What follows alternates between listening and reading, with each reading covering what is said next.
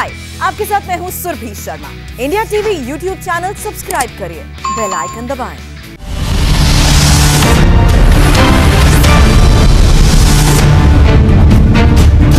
नमस्कार, मैं सुरभि शर्मा लेकर आ गई हूं सबसे बड़ा इलेक्शन शो अब की बार किसकी सरकार, जिसमें हम बात करेंगे यूपी और पंजाब की उन खबरों की जो 2022 के चुनाव में बड़ा असर डालने वाली हैं। बिना देर की आज की 3 बड़ी खबरों के साथ शुरुआत, क्योंकि इलेक्शन शो की आज की पहली खबर है दिल्ली में आरजेडी सुप्रीमो लालू यादव और मुलायम सिंह यादव के बीच हुई मुलाकात की। तो ये सबसे पहली खबर आपके सामने होगी। अखिलेश यादव ने ये तस्वीर शेयर की है। क्या यूपी को लेकर पक रही है नई खिचड़ी? डिटेल अब से थोड़ी देर बाद आपके सामने। दूसरी बड़ी खबर, चुनाव से पहले यूपी में मुहर्रम को लेकर सियासी संग्राम हो रहा है और यूपी में ना ताजिया निकलेगा और ना ही जुलूस। पुलिस का रहेगा सख्त पहरा। शिया समुदाय सर्कुलर पर नाराज हो चुके हैं। पूरे मामले को अब मजहबी रंग देने की कैसे हो रही है कोशिश, डिटेल मैं बताऊंगी। तीसरी बड़ी खबर पंजाब से। पंजाब में अमरिंदर और सिद्धू के बीच तनातनी खत्म नहीं हो रही है। अब अमरिंदर ने कहा है कि वो सरकार में सिद्धू का दखल बर्दाश्त नहीं करेंगे। अमरिंदर जल्द ही कैबिनेट विस्तार में सिद्धू समर्थक मंत्रियों का पत्ता भी काट सकते हैं। कैसे, डिटेल बताऊंगी। लेकिन आज दिल्ली में एक पॉलिटिकल मीटिंग हुई, लेकिन इसकी चर्चा यूपी में ज्यादा हो रही है। आरजेडी अध्यक्ष लालू प्रसाद यादव अचानक ही समाजवादी पार्टी के नेता मुलायम सिंह यादव से मिलने पहुंच गए और अखिलेश यादव भी इस मुलाकात के दौरान मौजूद रहे। अखिलेश और लालू प्रसाद यादव दोनों ने बाद में ये तस्वीरें ट्विटर पर भी शेयर की हैं और अब वो तस्वीर आपको जरूर दिखाएंगे। लेकिन एक तस्वीर में लालू यादव मुलायम सिंह यादव से हाथ मिलाते हुए नजर आ रहे हैं, जबकि एक और तस्वीर है जिसमें अखिलेश यादव भी नजर आ रहे हैं और तीनों नेता चाय पीते बातचीत करते हुए नजर आ रहे हैं। अब तीसरी तस्वीर भी, जहां लालू यादव और मुलायम सिंह यादव दोनों ही एक दूसरे को हाथ जोड़कर अभिवादन करते नजर आ रहे हैं। मुलायम और लालू दोनों ही नेता बीते दिनों काफी बीमार भी रहे हैं और इलाज के बाद दिल्ली में ही आराम कर रहे हैं। बताया जा रहा है कि दोनों नेताओं के बीच करीब 2 घंटे तक उत्तर प्रदेश चुनाव को लेकर मंथन हुआ है। अब इस मुलाकात के बाद लालू प्रसाद यादव ने ट्विटर पर तस्वीरें शेयर करते हुए क्या लिखा, वो भी देखिए। देश के वरिष्ठतम समाजवादी साथी आदरणीय श्री मुलायम सिंह जी से मुलाकात और उनका कुशल क्षेम जाना, खेत खलिहान, गैर बराबरी, अशिक्षा, किसानों, गरीबों और बेरोजगारों के लिए हमारी साझी चिंताएं और लड़ाई है। देश को पूंजीवाद और संप्रदायवाद नहीं बल्कि लोक समता एवं समाजवाद की अत्यंत आवश्यकता है। अब पॉलिटिक्स से अलग लालू और मुलायम यादव के रिश्तेदार भी हैं और समाजवादी पार्टी के बड़े नेता रामगोपाल यादव से जब इस मुलाकात के बारे में सवाल पूछा गया तो देखिए कुछ ना कहते हुए भी वो कितना कुछ कह गए। लालू जी की और उनकी मुलायम जी की मुलाकात हुई है, क्या बात थी सर? आप चूंकि मतलब आपको पता होगा, हम लोग जानना बस चाहते हैं। हाँ, बातचीत नहीं, मुलायम सिंह जी के स्वास्थ्य के बारे में जानकारी करने लालू जी वहाँ पहुँचे थे और जब 2 राजनीतिक व्यक्ति बैठते हैं तो कोई चर्चा तो होती है। अब क्या हुई, I was not there. UP में चुनाव है, कुछ राजनीतिक चर्चा हुई क्या यूपी को लेकर? कोई मौसम पर चर्चा हो सकती है, आजकल तो मौसम की बात है और चुनाव की भी चर्चा हो सकती है, लेकिन आई डोंट नो। लालू और मुलायम सिंह यादव की मुलाकात का असर बीजेपी कैंप में भी दिख रहा है। फौरन बीजेपी सांसद विजय सोनकर का रिएक्शन भी आ गया, कहा कि इस मुलाकात से यूपी पर कोई असर नहीं पड़ने वाला है। दोनों लोग अपने राज्य के साथ साथ अपने परिवार के द्वारा ही नकार दिए गए हैं और जिनको परिवार के लोग नकार दिए हों उनके मिलने से कोई राजनीतिक फर्क नहीं पड़ने वाला। और रहा उत्तर प्रदेश की बात, तो उत्तर प्रदेश में समाजवादी ने कांग्रेस के साथ समझौता करके देख लिया, बसपा के साथ समझौता करके देख लिया। अब अखिलेश जी कुछ भी कर ले, उत्तर प्रदेश की जनता इन पर भरोसा करने वाली नहीं है। बीजेपी ये क्यों कह रही है कि लालू और मुलायम की मुलाकात से यूपी की पॉलिटिक्स पर कुछ फर्क नहीं पड़ने वाला है? उसके पीछे वजह ये है कि आरजेडी बिहार की बड़ी पार्टी है, 15 साल शासन कर चुकी है और अभी प्रमुख विपक्षी दल भी है। इसका कोर वोट यादव है, लेकिन यूपी में इसकी पकड़ नहीं है। वहीं समाजवादी पार्टी यूपी की बड़ी पार्टी है, 4 बार सत्ता में रह चुकी है, अभी प्रमुख विपक्षी दल है, इसका कोर वोट भी यादव है, लेकिन बिहार में इसका कोई प्रभाव नहीं है।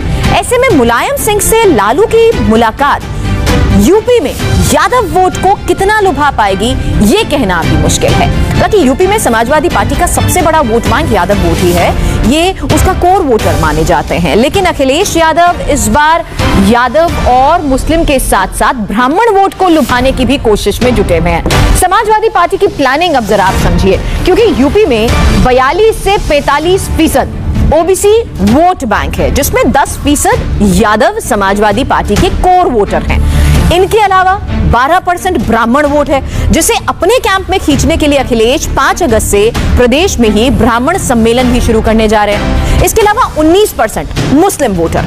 इस वोट बैंक पर भी फिलहाल समाजवादी पार्टी का दावा सबसे ज्यादा मजबूत दिख रहा है, यानी 10% यादव, 12% ब्राह्मण, 19% मुस्लिम, कुल मिलाकर 41% वोट अगर अखिलेश साध पाने में कामयाब भी रहे तो फिर से वापसी जरूर कर सकते हैं। चूंकि बीजेपी ने अब बिहार में लालू और यूपी में अखिलेश की पॉलिटिक्स को सबसे बड़ा डेंट पहुंचाया है, इसलिए अब 2022 में बीजेपी को कैसे हराया जाए, एसपी और आरजेडी के सामने इस वक्त ये बड़ा सवाल है।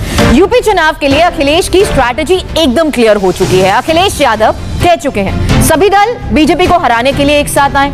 कांग्रेस और बीएसपी बताएं दोनों किसकी तरफ हैं। कांग्रेस और बीएसपी ये तय करें ना कि 2022 में बीजेपी से लड़ना है या एसपी से। एसपी के दरवाजे सभी छोटी पार्टियों के लिए खुले हुए हैं। कई छोटे दल पहले से साथ हैं, अभी और भी आएंगे। अब अखिलेश ने यूपी में बीएसपी और कांग्रेस पर तो बड़ी बात कह दी है, लेकिन मायावती की पार्टी बीएसपी को ये अच्छा नहीं लग रहा। अखिलेश को बीएसपी ने जवाब दिया है। पार्टी के महासचिव सतीश चंद्र मिश्रा ने कहा है कि बीएसपी यूपी में अकेले चुनाव लड़ेगी और अपने दम पर सरकार भी बनाएगी। हमारी पार्टी किसी के साथ मिल करके और चुनाव नहीं लड़ने जा रही। एक बार नहीं, कई बार हम लोग कह चुके हैं, हम लोग अगर किसी के साथ मिल रहे हैं चुनाव लड़ने के लिए तो इस प्रदेश की जनता है उसके साथ में मिल करके और हम लोग चुनाव लड़ रहे हैं। अकेले लड़ रहे हैं, अकेले दम पे सरकार बनाएंगे, पूर्ण बहुमत की सरकार बनाएंगे। यूपी चुनाव से पहले मुहर्रम को लेकर भी सियासी संग्राम अब छिड़ा हुआ है। कोरोना के बीच मुहर्रम को लेकर एक सर्कुलर भी जारी किया गया जिस पर घमासान मच गया। डीजीपी ऑफिस से सभी जिलों के एसपी और सभी पुलिस कमिश्नर को एक लेटर भेजा गया है जिसमें कोरोना के खतरे को ही देखते हुए मुहर्रम पर किसी भी जुलूस और ताजिया पर पाबंदी लगा दी गई है। लेकिन सर्कुलर की जो भाषा है उस पर क्यों बवाल है, जान लीजिए। इस एडवाइजरी में शिया सुन्नी विवाद का जिक्र किया गया है जिस पर शिया समाज को एतराज है और मुस्लिम धर्मगुरुओं ने न सिर्फ डीजीपी से माफी मांगने की बात कही है बल्कि ऐलान भी कर दिया है कि अगर सर्कुलर वापस नहीं हुआ तो मुहर्रम पर प्रशासन की हर मीटिंग का मुस्लिम समाज बहिष्कार कर देगा। जिस सर्कुलर पर विवाद है वो अब आपके सामने है और इस लेटर के पॉइंट नंबर 2 पर गौर करेंगे क्योंकि इसी 2 नंबर पर लिखा है कि उसे लेकर ही मुस्लिम धर्मगुरुओं का अभी पारा हाई हुआ है। अब सर्कुलर के पॉइंट नंबर 2 में लिखा क्या है ये भी जान लीजिए। मुहर्रम अति संवेदनशील है, इसमें शिया समुदाय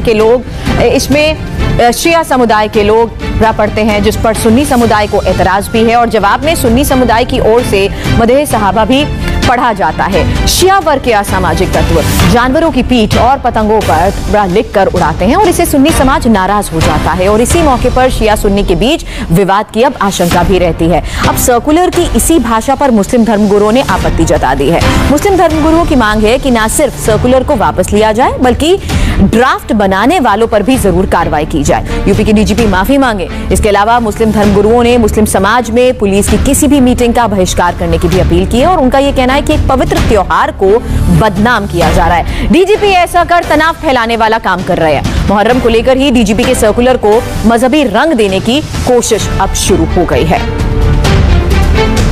आप देखिए तो इसमें लिखा है जुलूसों एवं कार्यों में यौन संबंधी घटनाएं होती हैं। जुलूसों में जुलूस सड़क पर निकल रहा है, वहां रेप हो रहा है।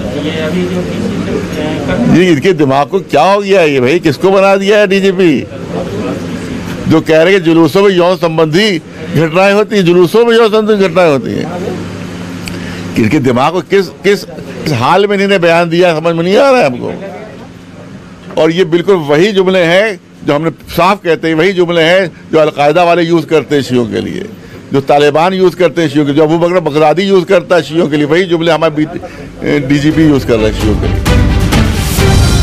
इसके अलावा मुहर्रम को लेकर जारी गाइडलाइंस में भी क्या क्या लिखा गया है जान लीजिए, वो भी बताते हैं आपको क्योंकि कोरोना की वजह से ही जुलूस और ताजिया की अनुमति नहीं दी गई है और पुलिस को निर्देश है कि जहां पहले कभी विवाद हुआ है वहां जरूर नजर रखी जाए। जुलूस के लिए नए रास्ते, नई परंपरा की अनुमति ना दी जाए और सांप्रदायिक तत्वों के खिलाफ कड़ी कार्रवाई की जाए। पीस कमेटी की मीटिंग करते हुए धर्मगुरुओं में सहयोग की बात भी कही गई है और संवेदनशील जगहों पर पुलिस बल की तैनाती साथ ही ये सुनिश्चित करें कि महिलाओं से छेड़खानी की घटनाएं ना हो। लगातार सोशल मीडिया की मॉनिटरिंग की जानी चाहिए। सावन के बीच मुहर्रम पड़ने से ही संवेदनशीलता बढ़ गई है और मुहर्रम में आतंकवादी लोगों को नुकसान पहुंचा सकते हैं। अब यूपी सरकार की ओर से जो कदम उठाए गए हैं वो भी आपको बता दें। जानना ये बहुत जरूरी है कि किस तरीके से अब सरकार भी पूरे एक्शन मोड में है, क्योंकि अगस्त के अंत तक थर्ड वेव की आशंका भी जताई जा रही है और महाराष्ट्र में एक बार फिर से कोरोना के केसेस भी जिस तरीके से बढ़ रहे हैं। बड़ी गलती केरल में भी हुई है, जहां पर बकरीद पर 3 दिन छूट दी गई और अब वहां कोरोना विस्फोट जैसे हालात हैं। दूसरी लहर में हालात कितने भयानक थे ये हर कोई जानता है। ऐसे में थर्ड वेव और खतरनाक होने की आशंका भी जताई जा रही है। अब मुहर्रम सर्कुलर पर यूपी पुलिस की एक्सप्लेनेशन भी आई है। एडीजी प्रशांत कुमार ने कहा है कि ऐसे सर्कुलर्स पहले भी जारी होते रहे हैं, इसमें ऐसा कुछ नहीं है कि धार्मिक भावना आहत हो। ये एक विभागीय इंटरनल ऑर्डर है जो कि पूर्व में जो चीजें होती रही हैं या जो ग्राउंड रियलिटी है उसके आधार पर दिया गया है। इसमें किसी भी तरह के समुदाय या धर्म के विरुद्ध कुछ भी नहीं कहा गया है। इसमें यह सिर्फ बताया गया है कि जो असामाजिक तत्व हैं वो सौहार्द बिगाड़ने का कार्य कर सकते हैं, उन पर कड़ी नज़र रखी जाए और उनके विरुद्ध कड़ी कार्रवाई की जाए और इस तरह के आदेश प्रत्येक त्यौहार के पहले जारी किए जाते हैं। आज पंजाब से अमरिंदर और सिद्धू को लेकर भी बड़ी खबर आई है। पंजाब में कांग्रेस के अंदर अभी भी सब कुछ ठीक नहीं लग रहा है। कांग्रेस अब सिद्धू और कैप्टन कैंप में बंट चुकी है और प्रदेश अध्यक्ष सिद्धू की बयानबाजियों के बाद सीएम अमरिंदर सिंह ने यह साफ कर दिया है कि वो सरकार चलाएंगे और नवजोत सिंह सिद्धू पार्टी।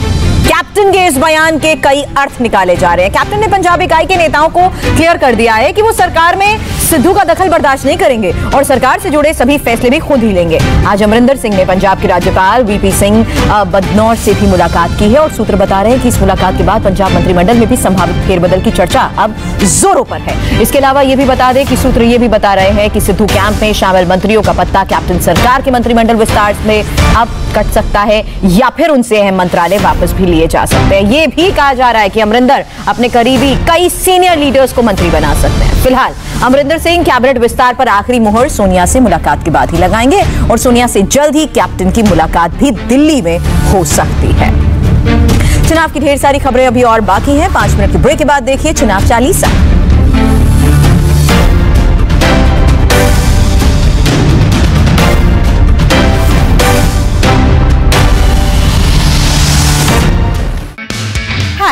सुरभि शर्मा। खबरों से अपडेट रहने के लिए India TV YouTube channel subscribe करिए, साथ में बेल आइकन जरूर दबाएं। जुड़े रहें इंडिया टीवी के साथ।